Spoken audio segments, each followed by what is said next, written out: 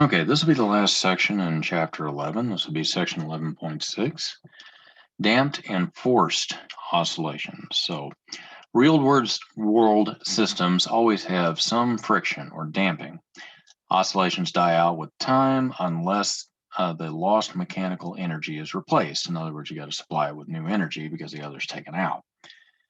So when a periodically varying force is added to a harmonic oscillator, the resulting motion is called a forced oscillation. The system can then oscillate with a frequency that's equal to that of the driving force, but not the system's natural oscillation frequency. The amplitude peaks as omega sub d nears the natural frequency. The phenomenon is called resonance.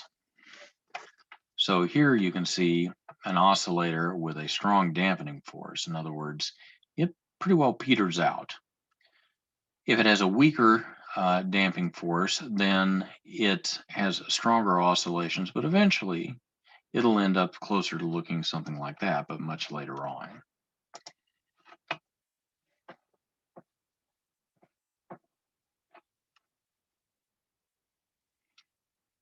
So the idealized oscillating systems that we've discussed all throughout this chapter have been frictionless.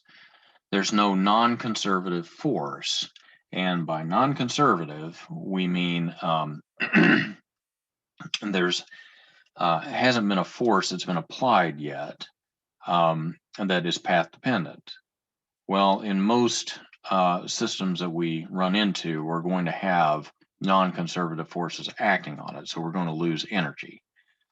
But in cases where there are only conservative forces acting, the total mechanical energy is constant, and a system is set into motion, just continues oscillating forever.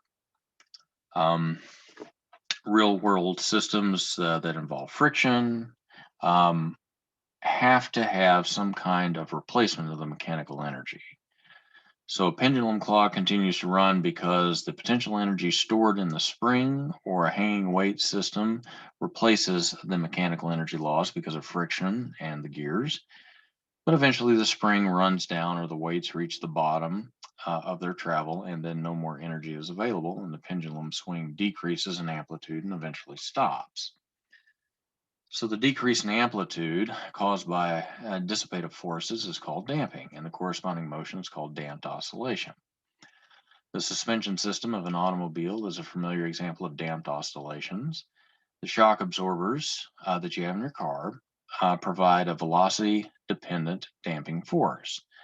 The direction of the force always opposes the car's up and down motion, so that when the car goes over a bump, it doesn't continue bouncing forever. So it's trying to get rid of that particular motion that you feel in the car. So for optimal passenger comfort, the system should have enough damping that it bounces only once or twice after each bump. But after they get worn, the damping decreases and the bouncing is more persistent. And this causes an unpleasant ride, but it's also bad for steering because the front wheels have less positive contact with the ground. So thus the damping is an advantage in this kind of system, but in most other systems, it is often desirable to have as little damping as possible. And here you can see where these upper cylinders attach to the car, these are to the axle and the wheel, and this viscid fluid is trying to reduce the up and down motion. So this is what it looks like. So this figure down here shows graphs of position X as a function of time. One has the stronger damping force, which you can see here, and the other has a weaker.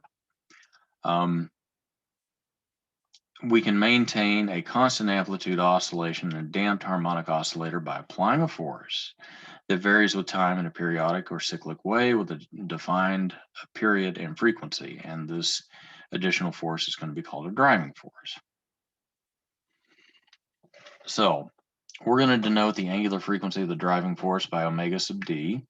This angular frequency doesn't have to equal the angular frequency omega in which the system would naturally oscillate without a driving force. But when a periodically varying driving force is present, The mass can undergo a periodic motion with the same angular frequency, omega sub d, as that of the driving force. We call this motion a forced oscillation or a driven oscillation. It is different from the motion that occurs when the system is simply set in motion and left alone to oscillate with its natural frequency. The frequency of a forced oscillation is that of a driving force, not the system's natural frequency. So when the angular frequency of the driving force is nearly equal to the natural angular frequency of the system, we are forcing the system to vibrate with a frequency that is close to the frequency it would have even with no driving force.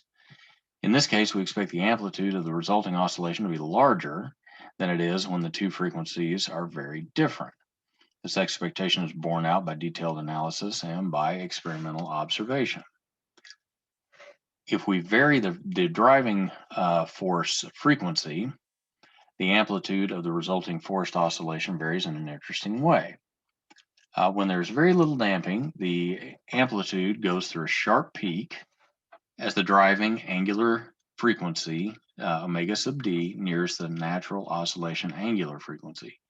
When the damping is increased, the peak becomes broader and smaller in height and shifts towards the lower frequencies. In other words, starts to spread out. So each curve shows the amplitude for an oscillator subjected to a driving force at various angular frequencies. So you can see the angular frequencies and how they stack up to the angular frequency of the system without the force. As it gets close to 1 here, the successive curves from blue to gold represent successively greater damping forces. You can see them as they increase here. Lightly damped oscillators exhibit a sharp resonant peak when this is close. Strong damping reduces or eliminates the resonance peak.